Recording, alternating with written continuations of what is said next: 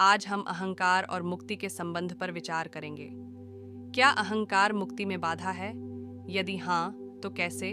और क्या अहंकार के बिना जीना संभव है? अहंकार क्या है? अहंकार एक ऐसी भावना है जो हमें मैं और मेरा की भावना देती है। यह हमें अपनी पहचान, अपनी क्षमताओं और अपनी उपलब्धियों से जोड़ती है। अहंकार स्वस्थ और स्वाभाविक भी हो सकता है, लेकिन जब यह अत्यधिक हो जाता है, तो यह हमें दूसरों से अलग कर देता है और हमें अहंकारी बना देता है। इस चैनल की सफलता में आपका योगदान सबसे महत्वपूर्ण है। आपकी प्रेरणा और समर्थन की बदौलत ही हम ये सार्थक सामग्री लाने में सक्षम हुए हैं। यदि आप चाहें तो सुपर थैंक्स के माध्यम से या हमारी मेंबरशिप ज्वाइन करके हमें आर्थिक रूप से सहायता प्रदान कर सकते हैं। यदि आप आर्थिक रूप से समर्थन नहीं भी कर सकते तो भी कोई बात नहीं, हम आपके लिए बेहतरीन वीडियो लाने की पूरी कोशिश जारी रखेंगे। आपका हर योगदान हमें और भी बेहतरीन वीडियो बनाने के लिए प्रेरित करता है। आप हमारे लिए बहुत ज़रूरी हैं और हम आपके आभारी हैं।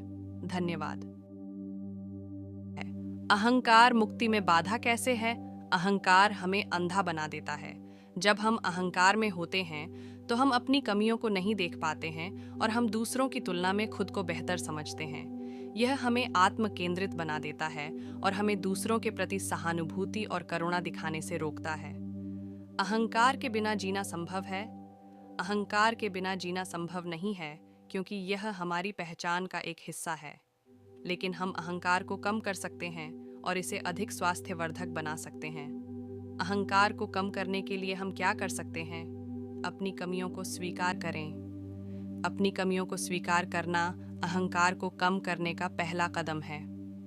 जब हम अपनी कमियों को स्वीकार करते हैं तो हम दूसरों के प्रति अधिक विनम्र और सहानुभूतिपूर्ण बनते हैं। दूसरों की तुलना में खुद को बेहतर न समझें। हर व्यक्ति में कुछ न कुछ खास होता है। दूसरों की तुलना में खुद को बेहतर समझना अहंकार का लक्षण है। आत्म केंद्रित न बने। दुनिया केवल आपके और आपके आसपास के लोगों के बारे में नहीं है। दूसरों के प्रति सहानुभूति और करुणा दिखाएं। अहंकार मुक्ति में बाधा हो सकता है, लेकिन यह हमारी पहचान का एक हिस्सा भी है। हम अहंकार को कम कर सकते हैं और इसे अधिक स्वास्थ्यवर्धक बना सकते हैं। अहंकार आपस में टकराव में पड़ जाते हैं, तब क्या होता है? अहंकार एक ही है जो दो चीज़ों को लेकर टकराव में पड़ जाता है। सरेंडर, समर्पण नहीं आता। जिसको चुनेगा उसकी तरफ जाएगा कुछ समय के लिए। एक पूड़ी है या समोसा है, अगर एक ही मिल सकता है तो फिर द्वंद्व आएगा ना। ये दो थोड़े ही हो गए। ये दो अहंकार है। पूड़ी हो कि समोसा हो, जाना तो एक ही पेट में है। दो हैं क्या? आचार्य जी यह कहना चाहते हैं कि अहंकार एक ही है जो दो चीज़ों को लेकर टकराव में पड़ जाता है। यह टकराव इसलिए होता है क्योंकि हम दोनों चीज़ों को प्राप्त करना चाहते हैं, लेकिन यह संभव नहीं है। हमें एक चीज़ को चुनना होगा और दूसरी चीज़ को छोड़ना होगा। आइए हम अहंकार को कम करने और अधिक स्वास्थ्यवर्धक बनाने का प्रयास करें। यह हमें मुक्ति प्राप्त करने में मदद करेगा। अहंकार एक जटिल विषय है। इस विषय पर अधिक जानकारी प्राप्त करने के लिए आप आध्यात्मिक ग्रंथों का अध्ययन कर सकते हैं या किसी आध्यात्मिक गुरु से बात कर सकते हैं। अहंकार एक ऐसा भाव है जो हमें मैं और मेरा की भावना से जोड़ता है। यह हमें अपनी पहचान, अपनी उपलब्धियों और अपनी क्षमताओं को परिभाषित करने में मदद करता है। मुक्ति अहंकार से मुक्त होने की अवस्था है। यह एक ऐसी स्थिति है जहां हम अपने मैं और मेरा की भावना से परे जाते हैं और एक उच्च चेतना से जुड़ जाते हैं। अहंकार और मुक्ति के बीच संबंध जटिल है। अहंकार मुक्ति में बाधा बन सकता है, लेकिन यह मुक्ति का साधन भी बन सकता है। अहंकार कैसे बाधा बन सकता है? अहंकार हमें दूसरों से अलग करता है और हमें अकेला बनाता है।